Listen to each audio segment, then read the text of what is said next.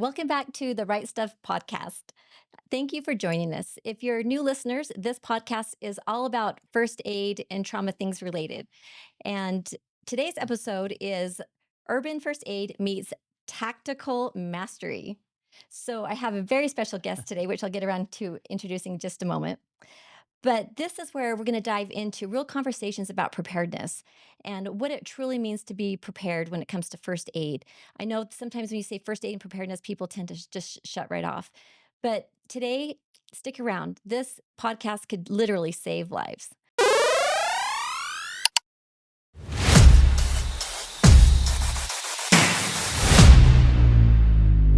So today's special guest today is Ken Matthews. He is also a nurse of like 40 years.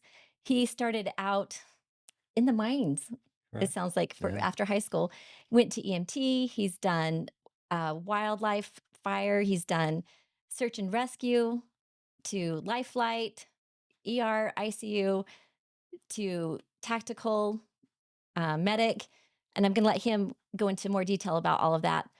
But needless to say, he is the guy that you want to listen to.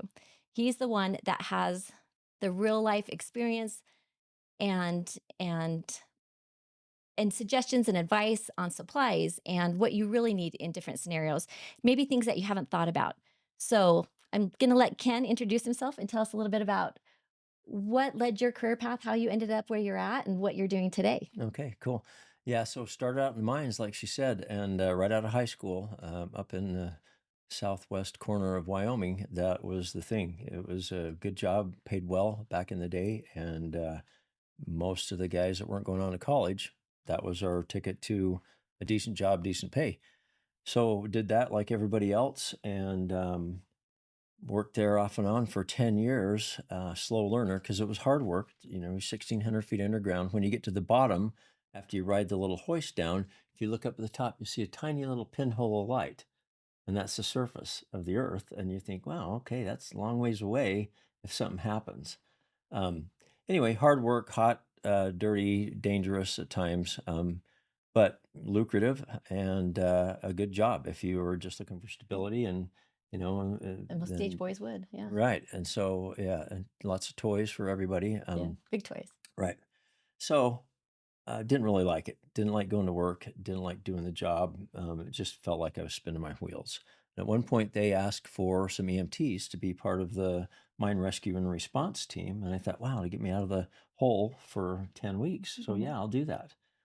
And then I remembered that, oh, wait, I get nauseated if I see blood or think about blood or smell blood or anything like that. And so this might not be a good career path as I was, going into the EMT school. And so I thought, well, I probably ought to get on the ambulance because I liked it so much. I thought, time for a career change. I had 3 kids and a wife and was pretty settled in, but thought, oh, I could get out of mining and do this, and that would be awesome. Then remembered that little psychological anomaly of getting sick with blood and thought, oh, I better see if I can handle it before I go to nursing school or go to med school or whatever Yeah. else I do. And so I got on with the local ambulance, and we had some, in my mind, wacky looking smocks, orange with white sleeves that stuck out like, I guess, like little landing gear or little wings. So you didn't do it for the uniform. For sure, didn't the chicks didn't dig the uniform, but something magical about that because a little bit of knowledge, sense of Yeah. responsibility, Huge. and a tiny bit of authority from an organization that's job was to go out and try to help people and save people changed the world for me. I didn't get nauseated if I saw something horrible. I dealt with it just fine. I was able to work through it in the moment and do exactly what I was supposed to, and didn't even have nightmares or problems later. So again, that sense of responsibility, I think that's a huge thing to remember in life. Is that if Yes. you feel a sense of I own this, a sense of ownership, a sense of responsibility that nobody's coming, it's up to us to save Right. ourselves. That's a great pioneering type spirit way to live your life, and it's hard to see a downside in that. So for me, it was awesome. Got out of the mine, quit, went to nursing school down at Weber State. Another great turn of events was as I came down to start school at Weber State, 1988. my old ambulance service called and said, Wyoming, Yellowstone is on fire. It's a big fire. Yeah. And they need medics. And if you can go as an advanced life support, an ALS person, you can write your own contract. Wow. And I thought, well, I could get a college student type job for the rest of the summer and then start school, or I could go up on what turns out to be one of the largest fires in American history, certainly Yeah. in Yellowstone. Yeah. A huge mobilization of resources. We had prison crews from South Carolina to Wow. Native American crews from Alaska Huge. fighting this. And so there, I don't know, hundreds of thousands or tens of thousands for sure of people fighting it. So lots of resources, lots of austere conditions where I was an advanced EMT with another advanced EMT and would be out in the middle of nowhere with anywhere from 30 to 600 people in our spike camp. And we were responsible for that. We had a medical unit leader that was down in the base camp, maybe 10 or 15 statute miles away or nautical miles by air, but with terrain that you just couldn't, you couldn't navigate most Yeah. of the time. Yeah. Well, no And pun intended, but that's like being really thrown into the fire, isn't it it? is, Yeah. absolutely. I mean, literally and figuratively. And so that was a huge experience about being autonomous and making decisions, with some medical support on the radio, uh, figuring out ways to do things that weren't quite conventional, Right. but worked. And so the results really are what matters, not if it looks pretty Right. or seems stupid at the time. And so that's always a caveat that I tell people is if it looks stupid but it works, it ain't stupid. Yeah. We won't bring up tampons in this scenario Oh, okay, with yeah, right. pillows. No, no, no, that's a good point. Yeah, and we'll refer why we won't do that later. But Yeah. so, some of my great rescue experiences happened up there. The ability to be totally autonomous and have to make big decisions and being responsible for all those people, Wow. it kind of just poured into the rest of my career as I moved into ER nursing after nursing school. I did fires for 3 years, the wildland fire stuff for 3 years during school. And then because of that, when I got out of nursing school, one of my instructors said, look, you need to go to a big hospital where you're a tiny fish. Because if you go somewhere small with your background in EMS and out in the wilderness and fires and different things, you're gonna be you have shoes that you're already tied in, Yeah. and you need to go somewhere where you got to scratch and Oh, claw your that's way to the insightful. top. That really is. Totally. And she said you need to go somewhere big with a flight team. So Wow. she saw. So I hadn't even considered flight teams at the time, and so I went straight into ERs part time, and then needed ICU time. And so I started at the burn unit at the University of Utah, where I met my wife, by the way, too. Mhm. And so that was an interesting place, working in the burn trauma ICU. I did that for a year and a half or so till we started dating, and then I had to move full time to the ER. But the burn world, I needed an ICU. That was the one that was open.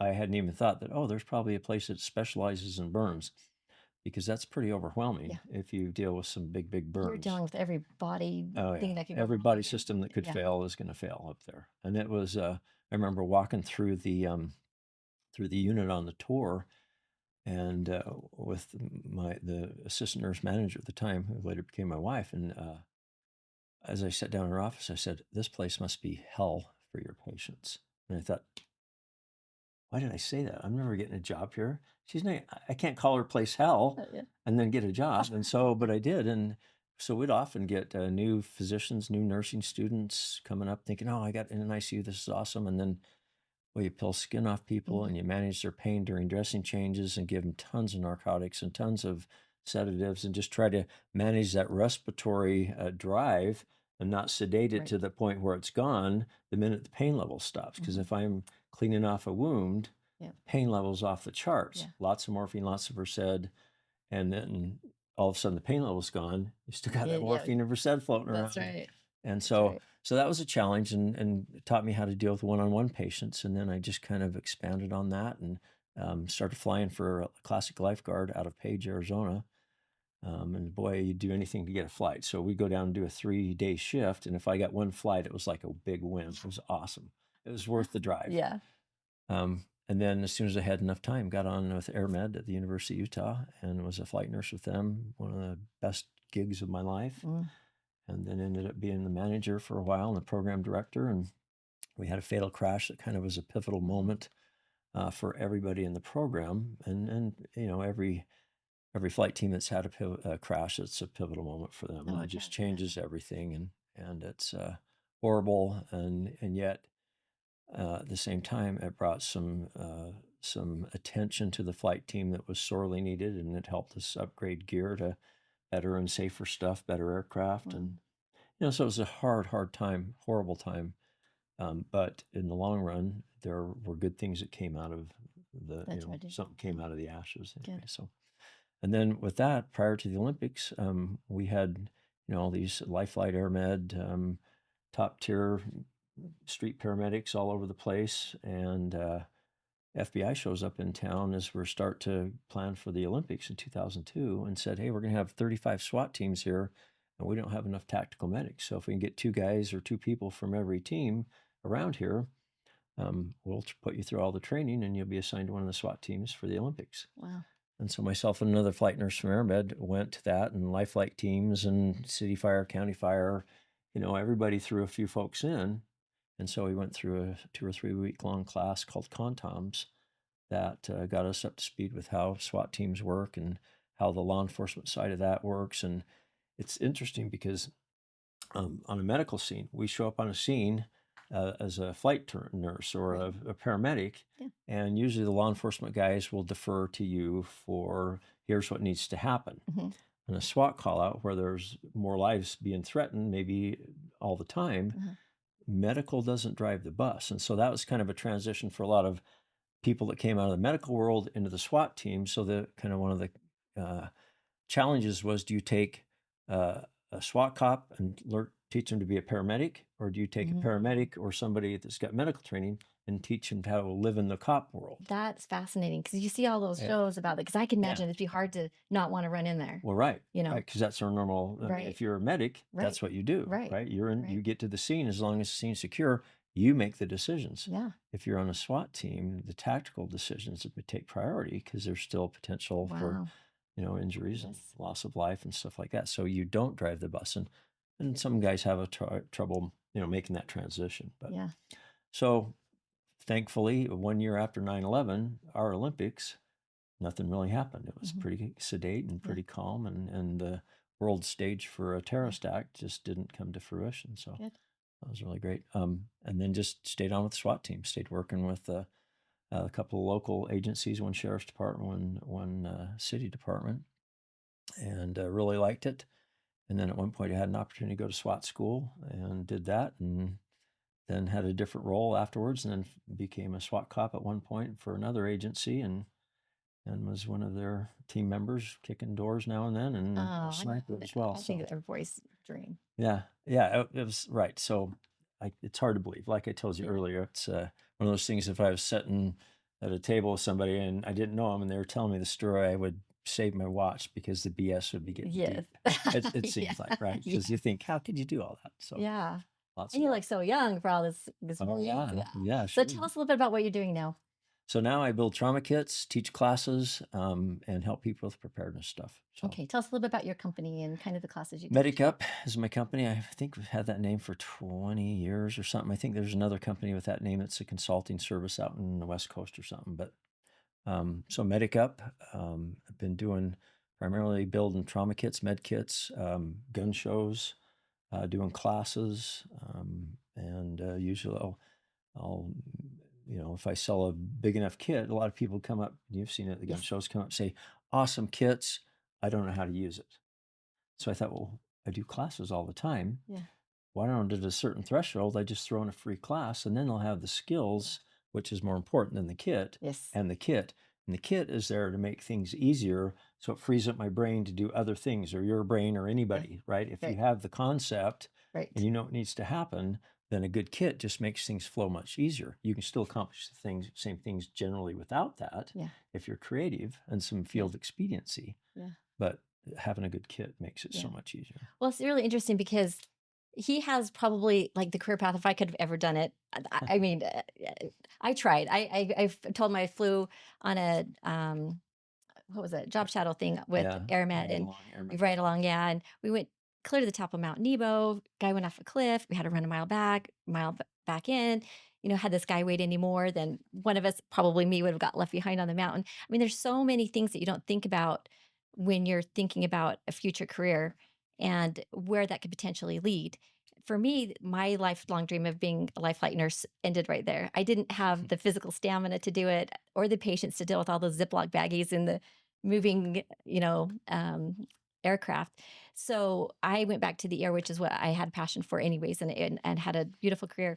But in my heart, I always wanted to teach pre-hospital first aid. There's not really a place for nurses in the pre-hospital setting. I mean, there's not, unless you're a firefighter or EMS, there's not really nurses out in the field right Yeah. now. A lot of So, team members as yeah, well. so we kind of had to create my own position after Yeah. trying to get on all these ride-alongs and try to figure out, God, there's got to be a place for this. And where the need is there's so many people in businesses and construction and families and teenagers that need help understanding what a kit is, what it consists of, the proper supplies, what education do you need, how do you improvise, what do I do in these situations? And medicine and treatment evolves the way most of us around my age bracket were taught. Hydrogen peroxide or Neosporin, all these things, they're out the door. There's new ways of doing things because of the evidence-based medicine that has come out. So there's a lot to learn. You never really know all of it. So when I met Ken, it was at a gun show. My husband took me kicking and screaming too. And I had a year prior to that, I'd already started my business, The Right Stuff, and had an idea of kind of what I wanted to do, but was still working full time as a nurse at the hospital. But when I saw Ken, he had like this huge display of all of these kits. They were just gorgeous kits, and I was just salivating over it. And then I introduced myself, and he's this life flight nurse with all this experience. And now my jaw's really dropping because I'm like, oh my gosh. And you know how when you meet someone, you just click because you have so much in Right. common. And I just couldn't stop talking. And poor guy, like, he had to sit there and listen to me talk for like half That's an what we hour, do, though. 45 If you get minutes. any medical person showing up at your table the same way, you're like talking about, oh, well, I did this one time and Yeah. had this one case that went this way. And so, I mean, that's just what we do, right? Right. We're So I was so kindred fascinated with what he spirits. did, and I was like, "I'm gonna be doing that one day. I'm gonna Mhm. do this. I'm gonna do this." So a couple years later, well, last Yeah. year, Yeah. I ran into Ken again when I was doing my own booth at Mhm. a gun show for The Right Stuff, and I Full saw him circle. again. Yes, and it was so great because in no way are we in competition, and we're trying to do the same thing, help people, educate people, save lives, right? So, as I would run out of supplies, I would run down to his booth, hurry, buy some supplies, come put them in my kits. I mean, he's just so great to work with and such a great team member. So I was really excited when he agreed to be on the show today because my mission is to help people understand what role they play in that 5 minutes between when an accident happens and when paramedics or EMS get there. Or if it's not 5 minutes, what if it's 5 hours or 5 days, 5 weeks? Yeah. So there's all these different scenarios we don't think about. We don't sit down to say, what would I do if I was in a car accident in Yellowstone in the middle of the night? My car was on fire. My wife's unconscious. My phone got blown up in the car and my supplies. What do I do? I'm not going to have any help at least for 24 hours, probably. And I need to get warmth, shelter, food, fire, stop a bleed.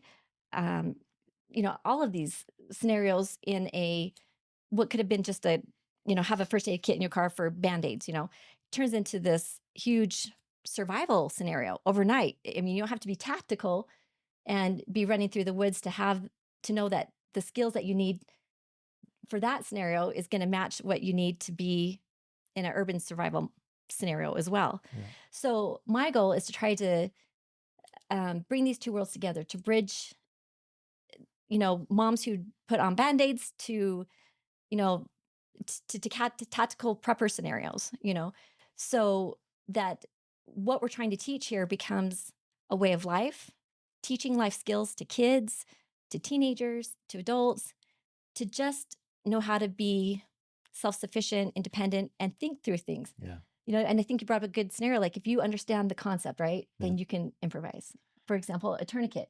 If Right. you understand how that windlass works, like give an example of something you could use So, for quick cat. story. Yeah, I'd love to hear it. So my dad was a bow hunter, a dealer in elk, and that's just what he did. And so he'd always come home and generally was successful. And usually he'd have a little blood on his knees or blood on the cuffs of his jacket or shirt from gutting out the animal, cleaning the animal out, which is a basic skill of survival. We grow up eating animals since, Yeah. we get kicked out of the Garden of Eden, basically, Yes, that's right? for So, sure. um, And so normally it's just no big deal. That means we were going to have elk jerky or, venison or whatever. Mhm. Didn't think much of it. It was probably, I don't know, 5 or something at the time, maybe 6. And he came in and he's covered with blood. And I knew that that wasn't normal after a hunting trip. Something seemed like something went wrong, Oh, apparently, right? yeah. And so I said, "What happened?" And he said, "It's not my blood." Okay. And so as a, 5 or 6 or 7-year-old kid, okay, it's not his blood, no big deal. Didn't think another thing of it. Yeah. Well, it turns out they're bow hunting, I believe for elk, might have been deer, but I think it was elk. And so if you see a broadhead for Mhm. an arrow, for a Mhm. hunting arrow, Mhm. those things are just a bunch of razor blades Mm. designed to cut into organs and bleed you to death. Right. That's how they kill. It's not, not a big impact like a bullet sometimes is, and hydrostatic damage and explosive exit wounds. Arrows don't do that. Mhm. So their goal is to bleed you to death by cutting organs and cutting arteries and doing that. Uh-huh. And he said, so it turns out that his buddy had knocked up an arrow. So he had one of those hunting arrows and he put it on the string. So it had it on the bow ready to go because they were getting into some animals. Mhm. And it sounds like they started jogging through the brush and he tripped and stuck the arrow into his Mm. leg, into his femoral artery. Oh, wow.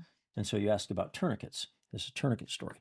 Um, my dad always shot a recurve bow, not a compound bow. Yeah. And so he always carried an extra bowstring the size of a shoelace. And so he wrapped that around, tightened it up, and used a stick to turn it into windlass, threw his buddy on his back, carried him to the truck, took him to Montpelier, Idaho, where they kept him from bleeding to death after he lacerated his femoral artery. So that's where all the blood was from.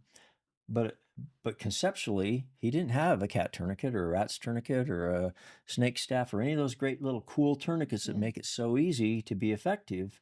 He had a bowstring and a stick. Wow. And knowing what he needed. Now, bowstring is not a good tourniquet unless it's what you got, and that's all Right. you got, right? That's So right. That becomes the so perfect time. yeah, conceptually, if you know what needs to happen, you can jury rig stuff up. The reason we sell kits is because if you can take all that jury rigging brain power and turn it into taking care of this patient and moving on and taking care of another one, frees up a lot of brain cells. Yeah. Because I'm not trying And to sit resources. back there trying to figure out what am I going to use for a tourniquet. Do I have a belt? Do I have a long sleeve shirt? Do I have shoelaces? Right. Do I have something that I could use? Yeah. So, But that being said, it's important to know that. right. You know what I mean? Knowledge is power. Exactly. I was talking to some construction workers who were doing a CPR class, and he was sharing a scenario how I think somebody's putting their arm up into a duct and got their radial artery, and they didn't have tourniquets. They hadn't even been trained on them yet, and he had the wherewithal to put on a zip tie of all things. I mean, is it ideal? No, but did it work? So if they He rolled into saved his your life. ER with a zip tie on, Yeah. would you think you guys are stupid? No, you'd probably thought, No. that's pretty cool, Oh guys. yeah. Nice job. There was another guy who came in from the West Desert who had a gunshot wound to the back of his leg, and his leg was a little dangly, and he had taken those bungee cords, that you Yeah. in your trunk, and wrapped that around the perfect width of a tourniquet, and Yeah. it saved So his there was a life. commercial product out there, a TK4 made by H&H Corporation that was a 2-inch wide elastic band, heavy duty elastic band with 2 hooks on the end.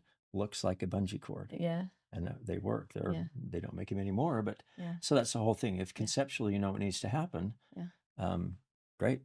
Solve the problem. Right. Doesn't have to be pretty. I've Yeah. taken patients into ERs from the aircraft and they look at me like I'm an idiot because we used a piece of gear not the way it was intended to be used. Wow. But if it worked for what I needed, I had a pelvic fracture and a femur fracture on a ranking official up on one of the fires from one of the local towns, fell Yeah. off his horse. Yeah. And so he's got an open book pelvic fracture. He Yeah. could rock it and get the crepitus Yeah. and a femur fracture. So we took a KED, a Kendrick's extrication device. I don't even know if they make something similar, which basically wraps around your body and is supposedly to help you get out of a vehicle or something deep because they can move you out, hoist you up. It's got straps that go Yeah. around your Stabilizing leg, you. protects your head. There's a long Mhm. strip to keep your spine in line. So we flipped it upside down, wrapped the body part around his pelvis to stabilize his pelvis and close that open book fracture, ran the neck part down his leg, used the head part that came around and wrapped around the bottom of his femur. And so everything was perfectly stabilized. The open book pelvic fracture was closed. And it looks weird as heck because that's not what the brochure looks Yeah. like. We go rolling into one of the hospitals in Idaho Falls from the aircraft, and they look at us like, Wow. you guys are idiots. No, and I'm sure they did not teach you that skill in your class, right? It's not in No, your right. textbook. I'm pretty I sure you never didn't. saw anybody else do it, but at the Right. time, it's like, Hey, that'd work. That made sense. Yeah. And that's why if I had to be on an island and I had to choose anybody, I would choose a fireman, I would choose a construction worker or engineer, somebody like has that ability Yeah. to think Think on outside their the feet. box. Yeah. Yeah, and think on their feet because they really are creative with how they MacGyver Yeah. things. And I'm always fascinated with search and rescues where they don't have the resources they need. You can't be prepared for every single Right. scenario and how they improvise and it has a good outcome. You talked about Yeah. teaching kids and teaching teenagers, Oh, teaching all of yeah. us. I mean, Yeah. if we grow up in today's world, we Yeah. don't rely on ourselves for a whole lot of stuff. We rely on DoorDash. Yeah. We do everything with a card or remotely. We don't Mhm. have to leave our house. Yeah.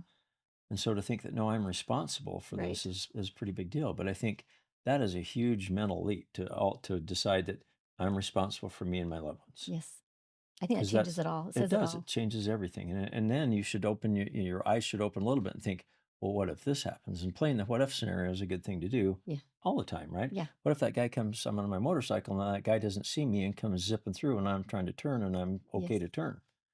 Yeah. It's those kind of Well, things. it You is, and I just think even be as a aware. parent, the kids these days wanna play video games and do all these things, right? There's not a lot of outdoor Boy Scout life skill activities. So then you go, your son's going away, your daughter's going away, wherever, and, are they really prepared for real life? Are they really prepared to handle situations and emergencies or Yeah, simple burns and lacerations? yeah, So that is something to really think about. Is your child prepared? What can I do to prepare them as a parent? What can I do myself to be empowered to help my children in those situations? Because as you can see from the news every single day, from Dubai to China to where California, wherever there's natural disaster, Minnesota. there's yeah, Yeah, anywhere, everywhere. yeah, It's just not we're us being paranoid for the big one or anything like that. It's just everyday life. it is.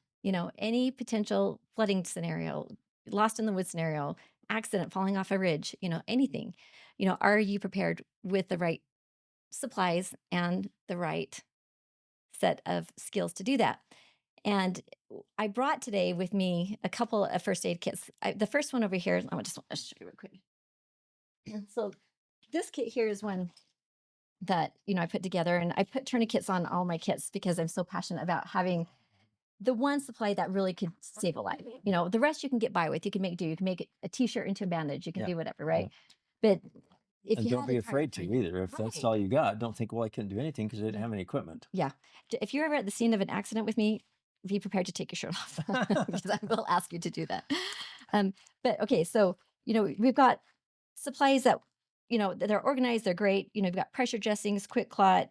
Um, everything that you would need in a survival situation from 12-hour glow sticks, clot, packing stuff, all of it, right? So these are things that will truly help save a life. These are supplies that you'd want to have. Now, for demonstration purposes, and I'm not throwing any companies under the bus whatsoever, but I was attracted to this kit because it is a good looking kit, and I was looking for a bag that would hold a lot of stuff, Mhm. and feel good and be organized. And I started noticing like a trend with these kits like I would get. They have these little teeny Barbie scissors that you couldn't cut off anything. Now tell me how important it is to be able to cut clothes off Pretty a patient. important. Yeah. Like, can you imagine in the wintertime not being able to cut stuff off to get to, to do an assessment or do an intervention of some kind? But I tell you this because this right here is what a lot of kits call a tourniquet. Okay. This is not an arterial tourniquet. This is what they use to For cut off venous your congestion. venous congestion Yes. to draw your blood. Right. If you have a first aid kit that has a trauma section that says this is a tourniquet, throw it away. Start all over. Call one of us. We'll Yeah. help you Yeah. out in that area. If you get those little Barbie scissors, if you get gauze that's in a clear wrapper, it's probably not sterile. I mean, there's so many things to look for. And what I'm finding consistent in the kits that people buy online is that people who are selling the kits, one, don't know what they're selling. They're just trying to make Correct. money. Right. Second, they're all coming from probably the very same distributor, Yeah. just all in different bags, Yeah. different prices. And what you're paying for is the bag itself. I mean, those Sure. are marked up Yeah. so much. So, if you can get a grocery sack to start with, whatever it is, to start stocking up on the right supplies. And, the extra supplies that you might need extra of is wound care supplies and gauze. These things are inexpensive for the most part if you find the right supplier. Like, Us? I know a couple Yeah. people, you know, We'll hook you up. yeah, one bandage. I mean, tell us about a burn. How many bandages Oh would a my gosh. one third degree See, burn that's the take? thing is most people, by and large, will think, "Oh yeah, I got a first aid kit," Yeah. and it's either a $10 Walmart kit, which is great because that you use it all the time. Those are the Yeah. things, band-aids, little tiny pieces of gauze, whatever, that Mhm. you use a lot. Um, but one patient, one burn patient, let's say a 50% total body surface area burn, is going to take most great big gits, all of their bandaging materials. Easy. And then if you have to change the dressing, which you should if you're sitting on them for a day or two, Mhm. when I started in the burn unit, we were changing full body dressing changes 3 times a day. So that Mhm. was a long time ago. They don't do it that often now because we've got better ideas about antibiotics and sterility and how the wound heals and different things we can use. But um, that was a massive undertaking, and would use tubs and tubs of big abdominal pads, Yeah. 10, 15 Curlexes, maybe 20 Curlexes, big gauze rolls, Mhm. fluffy gauze. And you think, what kit has enough to do that once? Most none. Yeah. And then how would you ever, if you had to sit on that patient for a few days, Right. how are you going to manage that? Right. It's a really true scenario. I was up in Wyoming the other day or a couple weeks ago at my daughter's, and she was walking a dog around in front of her. She's, skinned up her whole leg. And, it's pretty gnarly. And, we changed the dressing a couple days and she was using one of the kits I'd given her. I'm Wow, like, oh, we that's went through awesome. that really fast though, and I Yeah, for found sure. we had to restock this. I mean, it was just one simple abrasion, Yeah. changing it a couple times a day. And then, on Right. its So own. that's where, if you start deciding that you're responsible for Mhm. yourself, that's the first step. And then play the what if game. What if this happens? What if I have just somebody with one side of their arm burn? That's about 4.5% of your Yeah. total body surface area. That's not a big burn. But if you say you have to wait 3 or 4 days to get them to a hospital, or Yeah. the system's overwhelmed Yeah. because that earthquake that we had a few years ago was a real big one, Yeah. life would be different right now if that was the case. Absolutely. So, start thinking about those things. What if this happens? What can I use? I was in Kazakhstan training people in, I think, 2003, and it was serious third world stuff because we Uh-huh. were out in the middle of nowhere. We weren't in some of the bigger cities that are cosmopolitan and first world. Yeah. We were way in the middle of nowhere, and so we went into the village to see they had a clinic, and we went in to see what their clinic was all about because we wanted to know what the resources were in the area. And we go into one room, and through our interpreter, we walk in this big empty room, big enough door to wheel a gurney in, and it's one shelf all the way around the room with 10 or 20 crock pots. And they didn't have power all the time, but they had a generator that would run at certain times. And we're like, did we miss potluck day? What's going on here? So we asked the Pour it interpreter, and she over. said, we use cloth bandages Use and we them. wash them in the stream out back, which was certainly not Mm. hygienic. And then we reuse them. And so we'll bring them in here and put them in the crock pots and use that dry, sterile heat to sterilize them, or at least get close to sterilization Wow. so they could reuse that. So sounds third world. It is. It's kind of yucky, but It, it's a plan and it works for them. And right. they are on their own. They know Yeah. it. They have a plan. They're resilient. They can Yeah. figure that out. So for us, what do we do we have a plan?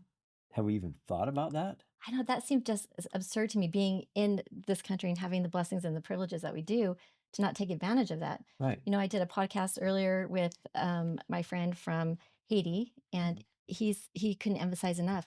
Have a first aid kit with the right supplies. There was Yeah. they had nothing, bed sheets, Yeah. and then when they ran out of that, Yeah. that was it. There was no hospitals to go Well, to. and there was crime and kidnappings and Yes. all. That was a mess. I have friends Mhm. that went down there to try to help with that, and so it was just an Yeah. absolute nightmare. Yeah, and I think that's really important aspect too to think about in your preparations is in the big picture, what else could go wrong besides what's Yeah. happening right there Yeah. in a long term disaster Murphy's scenario? law.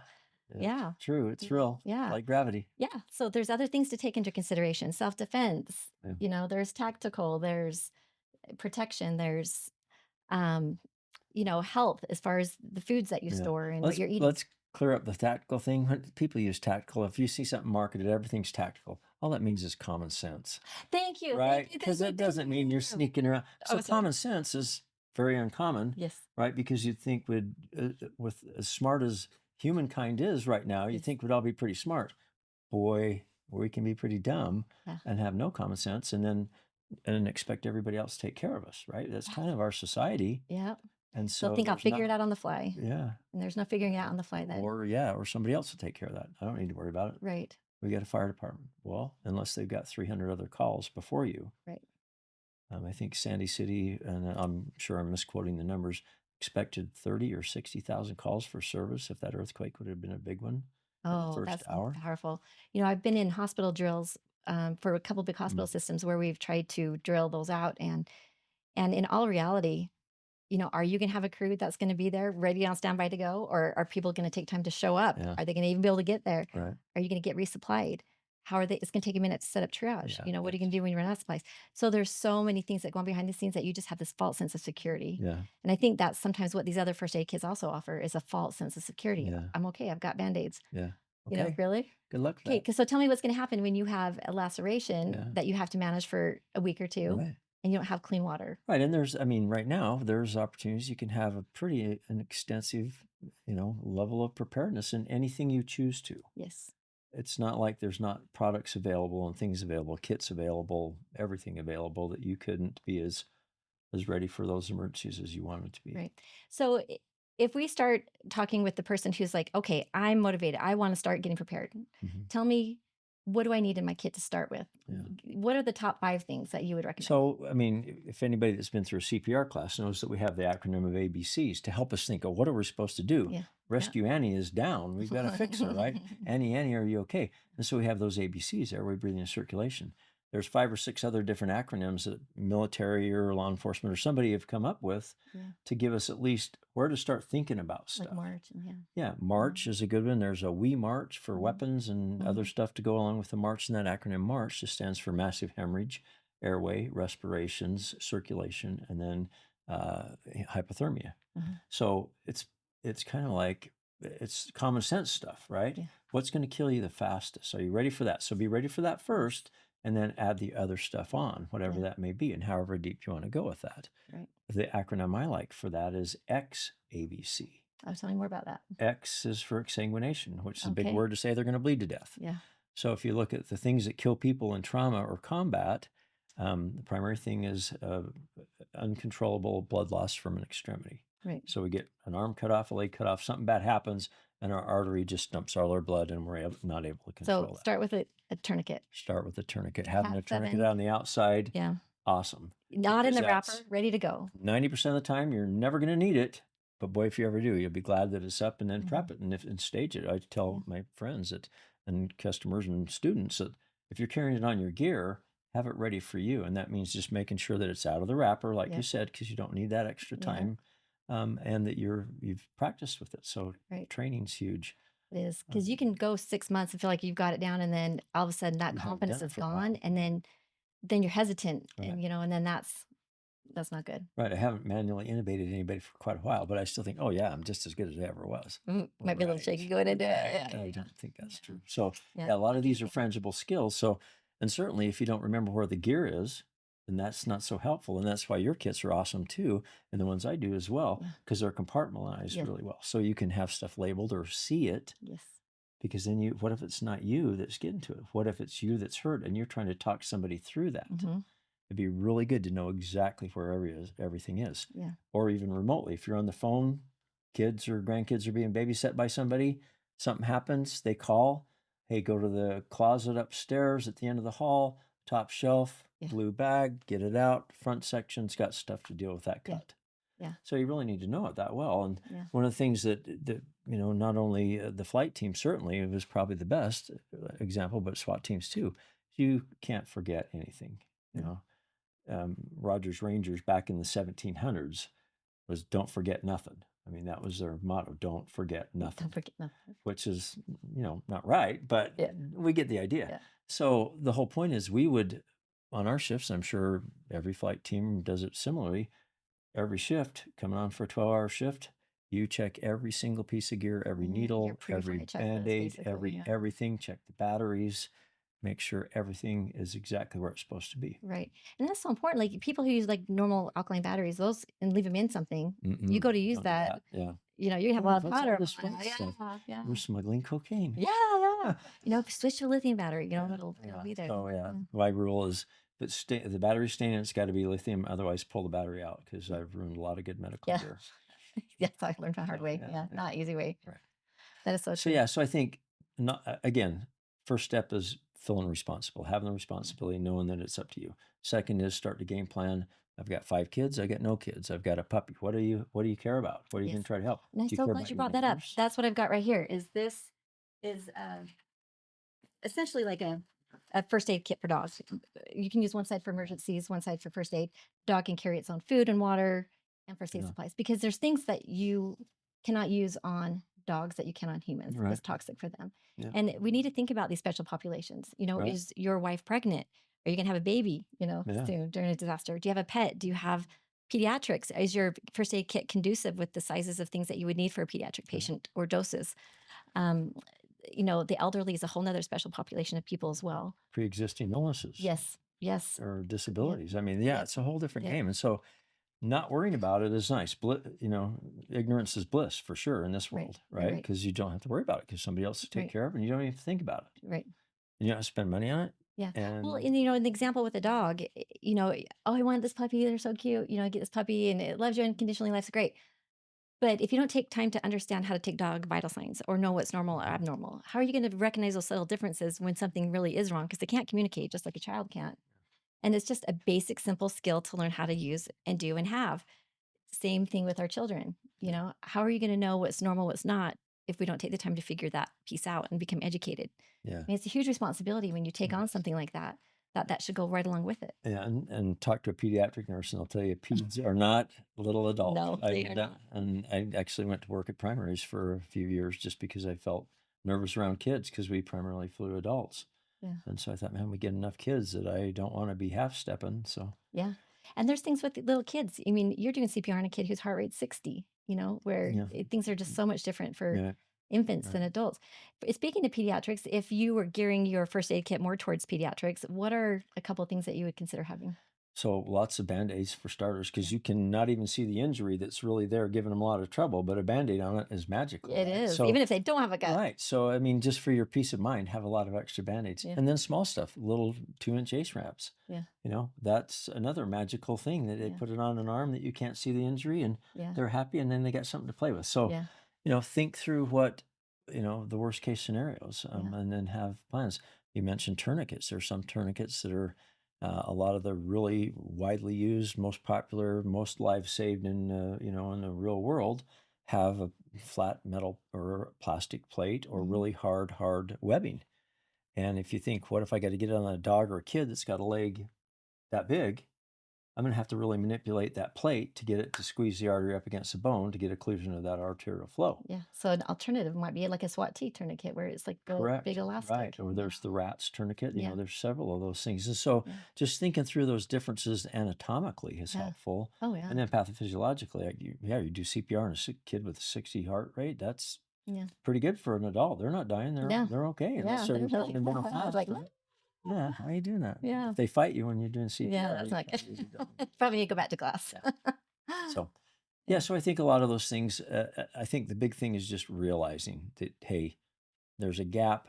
If something happened, we see power outages and we think, okay, I got a flashlight. And we get all these little tests that say, hey, you ought to be thinking of this. Yeah.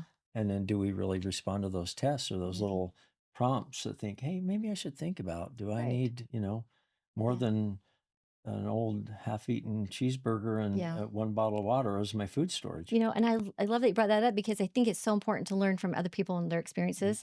So whenever there's a disaster, you can bet I'm on there like gleaning anything I Right. can. Like What can I what learn? what should I have done? What could I have had to Yeah. be more prepared? What was I missing out on in my preparations? And I thought I was prepared. Yeah. So I've got these massive like like mental list of Catalog, yeah. things like, you know, always have more water, Yeah.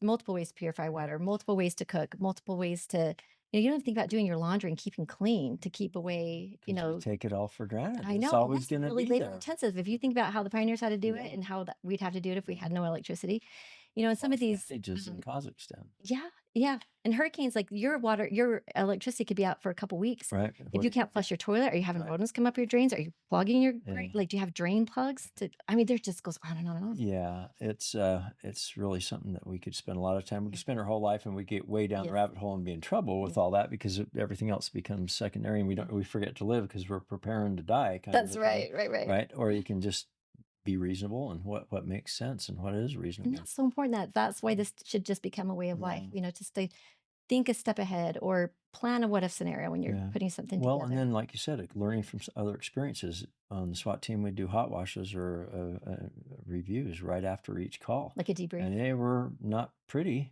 Mhm. because if you screwed up, somebody would call you on Yeah. it and you'd either own it or you'd lose face by not owning it in front of Yeah. everybody else. Wow. Same thing with a flight. We'd always do a flight review or debriefing right after if we could.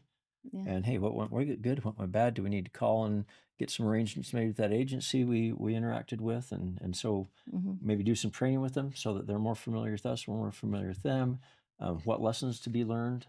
What should I not do again? Don't make that Right. same mistake twice. Right. Mistakes are okay one time, Right. right? So I think that's it. Do we live our life thinking, hey, how could I do better at this? Or That is so good. And when you talk about bringing in law enforcement, things like that, I do a lot of classes where I teach people about community preparedness Mhm. and bringing those people together that I'll play that central role in Yeah, that community, whether it's that community means those five neighbors on that block or right, whatever that entails, right. and how important it is to um, have a conversation with the emergency preparedness directors in your cities and your mayors, your city officials, and figure out what the plan is for your immediate neighborhood. And sometimes they might have supplies and resources that are Right. awesome for your neighbor and neighborhood. And so, Mhm. too, when somebody comes up and says, "Hey, I want a nice first aid kit," my first question is, "Okay, do you have family? Do you have any neighbors that you Yes. care about? Who can be taken care of? Right. What's in your head that you think you need this for?" Because then we can talk about that, but we'll also throw in some other ideas that you might think, "Whoa, didn't think of that. Right. I better think of that." Because my question is, do you have any neighbors that you care about? Well, it's me and my wife and one little kid. Okay, but do you have any neighbors that you would help in a situation like that? And is that Yeah. something you want to part as part of your plan? Do you have any family members that say, "I'm coming to your house if the balloon goes up"? Yeah. Well, my kids say that, Yeah. and that's fine. Well, I'm coming to your Yeah, house. right, right. So I think that's it too, is being educated enough to know what we don't know. I don't know about that. I guess I got to find out. Right. There's plenty of things that I don't know about. My goal is always to surround myself with experts because then I look like a rock star. Because That I yeah. got somebody that's going to feed me information about aircraft maintenance, Yeah. and I can talk Yeah. intelligently to a vendor, an Yeah. aircraft vendor. They're going to be like, "How Yeah. come this nurse guy knows this stuff?" It's because I got a lead mechanic that's awesome and fills me full of information. So something that simple. Same with medical. Same with food Yeah. storage. Same with Yes. being Lifelong aware. learning is huge. To take this role, I've gone on to get many certifications to be Hmm. able to feel like I could safely do this and Yeah. confidently do this. But I wanted to take, medic training classes and put myself in those situations. So I went to San Diego and took these classes where I had a firearm and there's Yeah. incendiaries Yeah. and there's so much to be learned from drilling in those experiences that I did not even think of that I came home, I'm already doing this, I'm redoing this, I'm redoing Hmm. this, Right. because it's so important to have those experiences to learn from other people. And I'm not ever probably going to go to war. I'm never probably going to be in Kazakhstan. Yeah. So that's why I'm fascinated to hear your Well, story. and that's the thing. If we can learn from each other, Right. or if we have an experience that opens our mind to something else, it's like, well, if you don't know what you don't know, Right. which I'm there, we're all there in some Yeah. arena, Yeah. then a little bit of knowledge is like, oh my gosh, this is a new world. I had no idea that you could do that with this piece of gear, or I had no Mhm. idea that I should be thinking about that. Right, right. What's one experience that you can think of, one maybe scene that you were on that really kind of viewed how you changed your view on on first aid and why you chose to go and out and teach it? Yeah. So probably two quick ones. First one, I was a new EMT, and we get a call, and our hospital is about 15 miles away from where we lived. And so the upside of that is most everybody that's going to be your patient. The downside of that is most everybody Oh, that's going to be your patient. mhm. So we get a elderly lady who was having some cardiac event or something like that. I don't remember those details. And really, we didn't do anything at all interesting for a cool EMT call, for a cool medic run. I held her hand all the way to the hospital, and it was like, okay, that she was nice. We had a good chat. She was a sweet lady, and as we're wheeling up into the ER, The nurse comes out, and the triage nurse, and just says, and talks to the patient, "How you doing?" And she says, "As long as this young man's holding my hand, I'm doing just fine." And I thought, wow, That's powerful. it is. Because that really was not a cool call. It wasn't, oh, I got to start IVs, we got to do airway stuff, we got to do drugs. It wasn't anything like that. It was as mundane as it could be, but not for her. That is so powerful. Yeah. That is so powerful. And then, so that's a huge thing, is to have those kind of things. And then um, another one that kind of stuck, and I might be getting a little off topic, was Okay. one that I did everything I was supposed to do.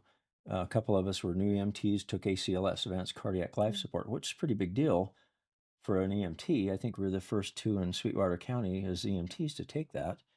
And so we had a cardiac event.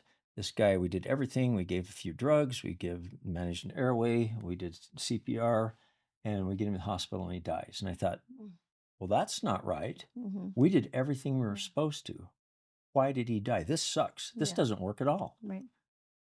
Well, it's not up to us. That part's not up to us.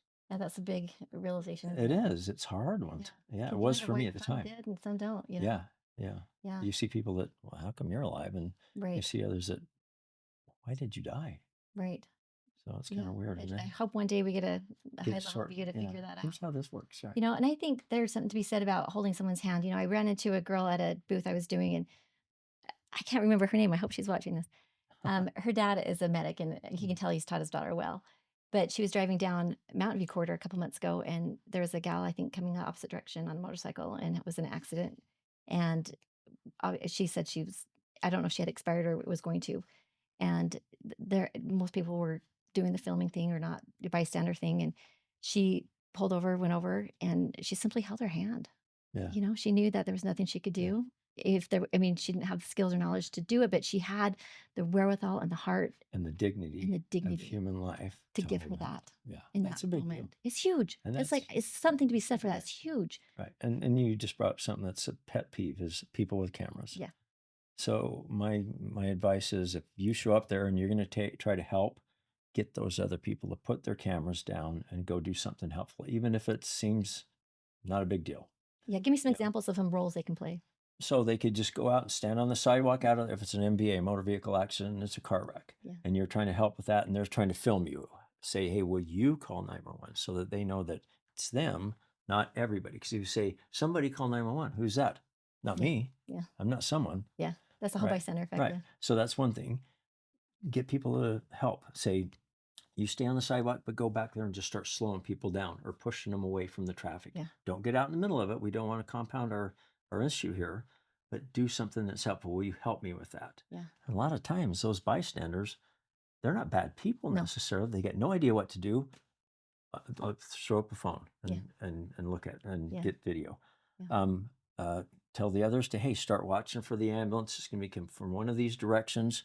Just Yeah. point them to where we're going to be. Anything that you can do. Hey, will you go kind of get some of the bystanders out of the way? Or do you have a blanket in your car that we can put Yeah. around this person because they're bleeding and we cut their pants off? Yeah. If they can be a little bit of a part of the problem and the solution, Yeah. that's a big deal for them. That might change their lives. Yeah. They might go like, oh, that was really hard to watch, but I was able to help. And who Right. knows, maybe we're talking to the next great cardiac surgeon. We don't know. Yeah. Yeah. It's true. And a big part of that preparation for something like that, I think, is for people to be mentally prepared. Yeah. Because what they're walking into, I say, is like so abnormal. Yeah. And if they're prepared for that abnormal for just that brief moment, then we can kind of debrief after, and that adrenaline crash will set in and the shaking will set in. Yeah. But if you can walk in knowing, okay, I'm going to be calm. This is not right, but we're going to make this as the best situation we can. I'm going to be calm. I'm going to think under pressure. I'm going to Yeah. assess the scene. I'm not going to put myself in danger or anyone else. And it kind of go through that triage mode where, okay, this one's bleeding out, this one's breathing. I'm going to focus on this one. Right. Just kind of start thinking through those baby steps, and what you're going to do ahead of time. And the thing is, I found is if you walk into a situation that's chaotic and out of control, and you bring some calm Yeah. and some direction for everybody just calms down a It's little bit. so true. You come in and you're histrionic and freaking out, that's contagious too. So one person with a little bit of knowledge and some of the ability to put on a facade and say, hey, we need to do this, we need to do that, even if they're scared to death inside, Yes. I'm scared to death all my Fake it life. till you make it on that one. Right, Yeah. exactly. And so it's a huge deal, is just being able to take a little control and ask people to help you with stuff, because usually they will. Yes. Quick note, awareness, being aware of our surroundings. That's Yeah. such a huge thing. And Yeah. it's not really medical, it's just common sense, Yeah. tactical. Yeah. Keep your face out of the phone, and watch your surroundings. Right. Watch it for profile, watch for bad guys, Yeah. watch for weird things, Yeah. watch for a car driving down the sidewalk, watch for Yeah. whatever it can Well, this be. car slipped on some ice. What are the Yeah. chances this car behind it is going to come up and slip on the ice and hit the same Yeah. spot where you're So for standing? me to go stand out there to try to help, Yeah. that's not a good place for you to be. Right. So just being aware of stuff, I think, makes a big difference Yeah. too. It's huge. I think being empowered with some basic skills like learning how to do hands only CPR. You Mhm. don't have to do mouth to mouth on adults anymore. You can just get those Right. chest And compressions. I think that was a brilliant move Oh, by the AHA. huge, huge. That's who wants to blow on the dude that's been under the viaduct and got maggots in his teeth? Yes. Not me. Yeah. Yeah. And then learn how to hold pressure on a bleed Yeah. or apply a tourniquet. Um, just simple, simple things. I think about the barriers that people come up with when I talk to them about what they're afraid of or what prevents them from stepping in. Most of the time they say they're worried about getting sued. Is that sad or what? It is, yeah, And it because makes we me know about the Good sick. Samaritan law, and Yeah. that's right in the front of every one of my classes, because I don't want people to think, "Oh, I can't do anything." Well, don't go try to stick a needle Yeah. in their Yeah. chest, Don't but put it. Yeah. everything else, that a reasonable Yeah. person would do, the Yeah. same amount of skills and credentials, Yeah. yeah, do it. Yeah. And the people who do try to sue a good Samaritan for doing that, I mean, Yeah, where are they at? Yeah, that's pretty yeah. low. Pretty, So pretty here's low. another quick thing. I used to travel and fly a lot. And so, and if I get on a flight and sit before anybody else, I'd look for somebody that came on in a uniform. So if something goes down and I see, Morris walks by with a uniform on his or her chest or a name tag, I know that if I holler out, "Morris, come up and help," what are they going to do? That's Law enforcement, tactical. military, whatever, they're going to come and help. That's And smart. chances are, whatever rank they are, if I say that with command authority, I've been around enough people that have lots of authority, Yeah. well deserved. Yes. I can talk that talk. Yeah. And if I say that with command authority, "Morris, get up here, I need help." Right. If Morris is probably even a general, he or she's going to hop right up, go up there. They might sort out the, "Hey, you don't talk to me like that. It's Down the private, road. right?" Or Yeah. whatever. But that's later. Yeah. So have enough. I mean, for me, that was just always something I Yeah. did. Know where my exit is. Yeah. Whenever I go to a new hotel, I walk to the exit, see how many stairs down, where does that open up? Yeah. You never Take, probably have your back to a so door. you just think about, I mean, if you start thinking big picture of, Yeah. hey, medical preparedness is great. Awareness is huge. Yes.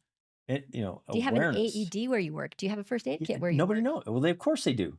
Where is it? I walk by it every day. I think isn't it over by the Is I bathroom? don't know. Is Where it is it? I don't working? It's know. been there 10 We got years. one. Yeah. Does the batteries work? Who Yeah. checks it? I know. Somebody, right? They'll save lives, Yeah.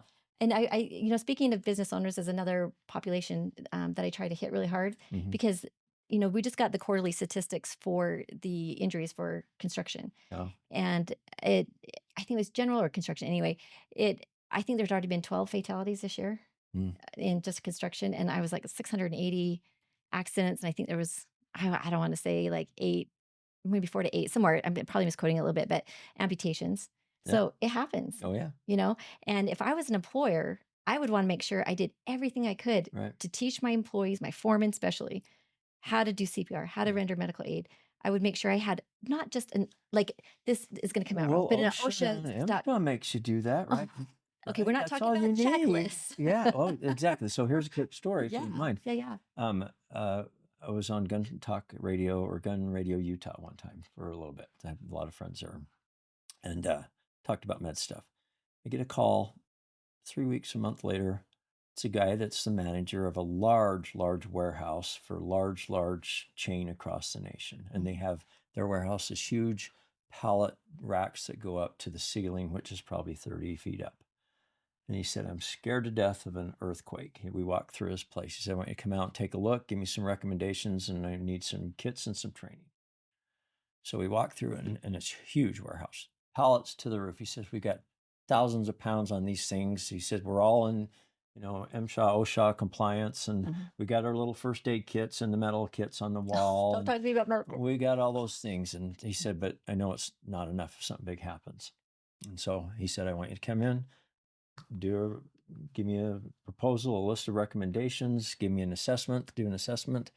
And then if we need it, we'll do training and we'll get kits. And so this was probably, I can't remember, what was the Earthquake 20 that we had here though? It was Mhm. and so this is Don't know that. probably, or 2020, I think. And so this is probably 19 or 18, 2019 Okay. or 18. And so we spent a bunch of time, excuse me. He bought a bunch of gear. We trained a bunch of his people. Everybody knew where the gear was. Everybody knew how to use it. It was all basic stuff, fracture management, tourniquets, bandaging things, a little bit of simple airway maneuvers. I mean, he put 20 or 30 of his people through it. And then we did it again in another year. But then the Wow. earthquake happened. And that's what he was most scared Yeah. about. And so I called him that same day, I think, or the day after. And he said, we didn't have any injuries. And we didn't even have to break out any of the kits because everything stayed where it was supposed to. He said, but corporate came down here, looked at all our preparations. He said, I'm a rock star Wow. because he realized a need. He thought, I don't know what I don't know. He got some help, got the kits, got the training. So How smart is that? yeah, it's awesome. Think about just your purpose alone, how you indirectly probably saved lives. You never Well, I know. hope, right? Yeah, that's our hope, right? Yeah. Is to save lives. That's why we're doing what we're doing. And that employer indirectly saved Right. lives. What a great, I mean, even though nobody was No, maimed or injured or no. anything, that level of thoughtfulness, Yeah. that foresight, and then putting his time and Yeah. energy and some money where his mouth was, Right. he turned out looking like from corporate all across the nation. Everybody's like, take a look what Mike did here Wow. because he was ready for this. Didn't turn out that way, but one hair difference on that Richter scale, Yeah. it would have Makes a been a difference. different world. Wow. That makes So all the so yeah, difference. you talk about helping industry and helping out different Yeah. organizations. It's good because Yeah. they'll probably take it home, a little bit of preparedness mindset. They do because, I find that no one has taken the time to sit and ever educate these construction workers on how to do something. Yeah, Even if they're non-English speaking, especially, yeah, they come with different ideas on how you take care of a wound, which is completely right. like different than what we would do. And to see their eyes light up with that aha moment, that feeling of empowerment and knowledge, they walk with their shoulders out like, I got this. And that level of confidence and preparation that if they were driving home that day, they could save a life. Yeah, They could save a loved one. They could use it in the personal yeah. life and in their work life. I get calls not all the time, but not infrequently either from students I've had years ago or people I've worked with or have bought kits Yeah. that will say, "Hey, you'll never guess what happened up at this truck Oh, stop in Idaho." neat. So I think, that's Yeah. so if you're a force for good, if you're trying to make the place better, save lives, have people be more prepared, there's Yeah. not much of a downside if No, no, this is that's what complete drives rewarding. you. I was telling Ken I've Yeah. never been more poor in my entire life, Mhm. but never been more happy. Yeah. I think all those years of experience, all those, the trials you ever go through, Yeah. the paths you take in life lead you to a place. And I think, this is definitely where my place is right now in this purpose and Well, to help others. And and working in ER, we see bad yeah, things happen to a lot of mhm, people, good people, bad things happen to yeah, good people, death, a lot yeah, of death, and it yeah. gives you a different perspective It that does. way It too. gives you It's those like, hey, aha moments. Like, I've yeah, seen this. And I'm I not think gonna if you've freak out about this never part. been through it, you think it's never going to happen to me. Right. But when day in and day out, you see it happening to other people, Yeah, that you're could be like, you. "Oh, yeah." It Changes your happens. perspective, doesn't it? Yeah, Yeah, it because absolutely does. we can be fat, dumb, and happy and think it never will, but Right. almost every one of my patients that I ever picked up in the Yeah. helicopter or the plane didn't think today was their day. Right. Nobody says, "You know what? In 4 hours, I'm gonna be in a wheelchair the rest of my life Yeah. after what happens in 4 hours," Yeah. or, Yeah. you know My husband went out and bought a motorcycle, which as a ER nurse, uh, this has been really hard for me, especially being on the back of that thing. Oh, that It's could be been scary really because hard. then you It's got no fun. control. Oh my, no control. And And I, if you don't that's move all. out of the way, Yeah. you screw everything up. You know what? If I Don't worry would put about it. my foot down, oh, it's terrible. So, you just don't, that for me, that made, that kiss good morning, goodbye, like more meaningful. Cause it's like, wow, that's a really good potential that, I might not see him again. And I Yeah, would hope that somebody, if, something happens to him or me, would do the same thing. They'd get out and render help or right. hold a hand or do whatever they could. Well, and two, I mean, as we get some experience, Right. see what happens, we're all here temporarily. And it also, I think the important thing to remember is don't be so afraid of what could happen that you don't live. Right.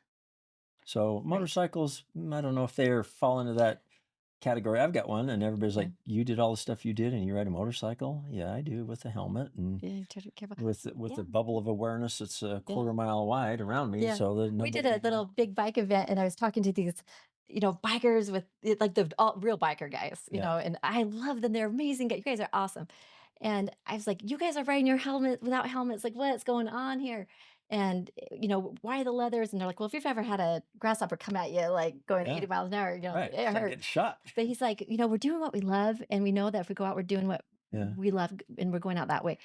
But I'm like, "But what if you live through it?" Like, Yeah, you're gonna be right. like, So "That's there's some horrible." battle dressings out there that are Yeah. awesome for a great big road rash. They're Oh. designed for IEDs, Oh, interesting. explosions, I so gotta big take a look burns. at those, yeah. So for a burn battle dressing or a big road rash, I my brother that rides, and Yeah. we've all got him in our In your things. So the case. point is like go riding with him, get him in your Yeah, club, that'll get him in your riding club. yeah, Well, I could talk to you about this all day. I yeah, so appreciate you coming and your wisdom and yeah, your experience and your knowledge and your desire to help other people.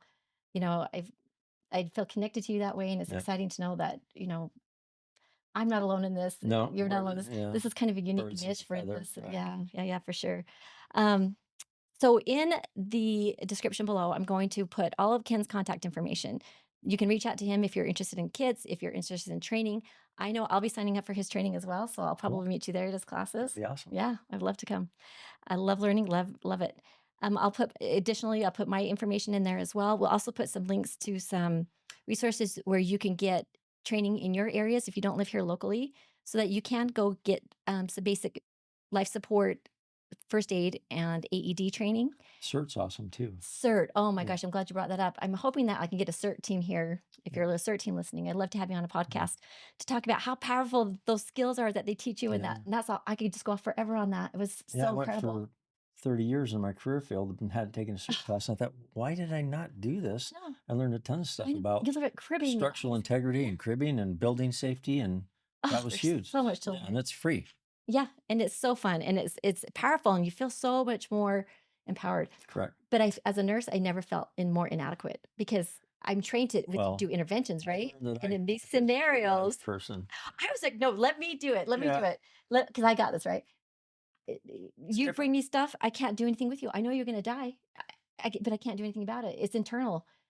I have no Well, my supplies." problem was that, we could save that guy. Yeah, You're going to triage in black? We could save that yeah, guy. We could save him. We've had all the resources, the will of God, whatever, yeah. all the resources, a helicopter and a trauma center or a cardiac center. It goes against Not, yeah, everything. totally. It's like, wait a minute, You we're don't want not a nurse walking to away from triage that. on the search Yeah, scene, by the way. yeah. Or a cold-hearted one if they're going That's to be right. the triage nurse. Well, thank you so much, and, I hope you enjoyed today's podcast. I hope that you'll tune in for more first aid topics. I hope that you'll engage in this conversation further and let us know of situations that maybe change your perspective on first aid, or throw out some questions to us and let us know what you're curious about, or maybe how to better prepare your first aid kit and your family. So thank you for joining us. We appreciate your time, and hopefully we'll meet again here soon. Not with us looking down on you and saying, "Are you okay?" Different way. Not with paddles. Yeah. Bye bye.